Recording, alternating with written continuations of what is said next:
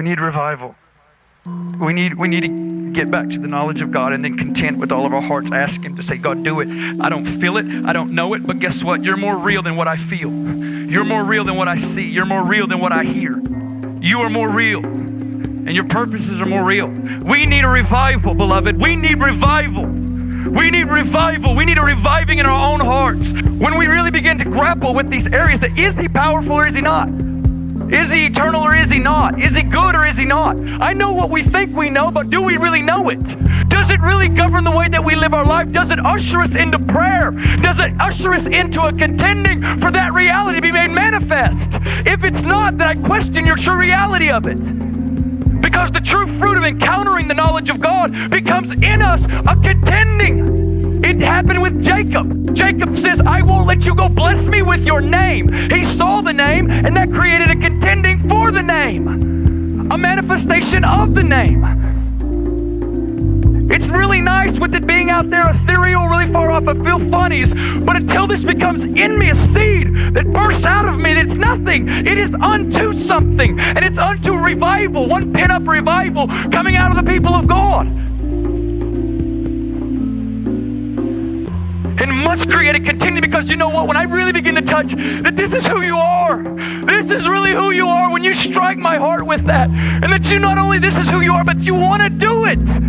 You burn to do it in context to the glory of prayer. When that touches me, it's over. And then He's chosen, He goes, I've chosen you to be a womb for the invisible to become visible. Chosen the inarticulate to become articulate through the preaching, through intercession. This is the glory of the house of prayer. This is the glory of any praying man or woman, because this is the greatest glory of our life. That's really what the call to this place is to be a birthing center for the purposes of God. This is a birthing room. This is not a pretty room. This is blood, sweat, and tears, and God is wanting to begin to call us. I believe He's going to do it in this season.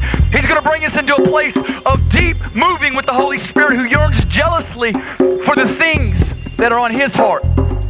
And there are things, and there are real people who have a one cry. They have a one thing desire in their heart, but they're trying to answer it with everything else.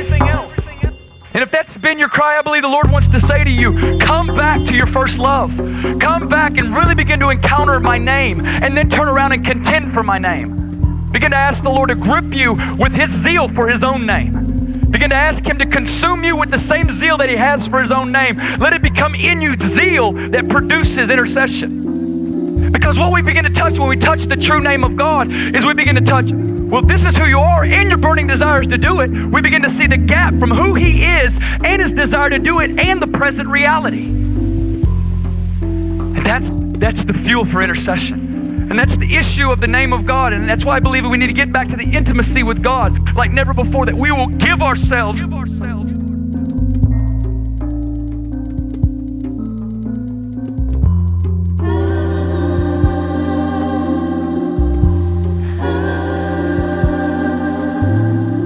God is going to release a spirit of intercession in this house.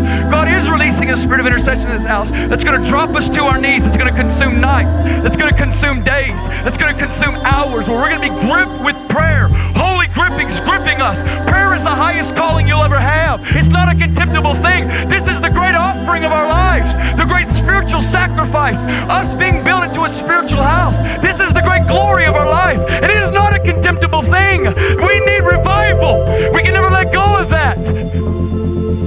What are we doing? What are we doing then? What are we doing if we're not having revival? There'll be another adultery going on right now in this apartment complex. There's another fornication. I'm like, God, strip my heart. I pray to you. Why am I not touching your heart then? Because it's a form of godliness, and my heart is distant from the reality. Just songs, just words.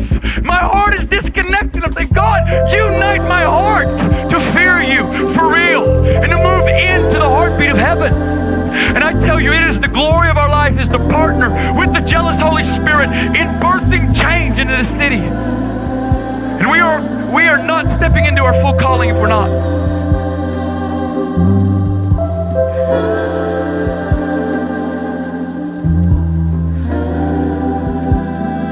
Paul says, I've given birth to you. I've given birth in deep travail and groanings and nights of toiling of intercession, night and day praying exceedingly. We must move into this. He's doing this. But I'm like, I can't wait. I know you can't wait. I can't wait until this sovereign day happens. I must have it today. Revival is not an option. It's not okay for it tomorrow. I must have it today.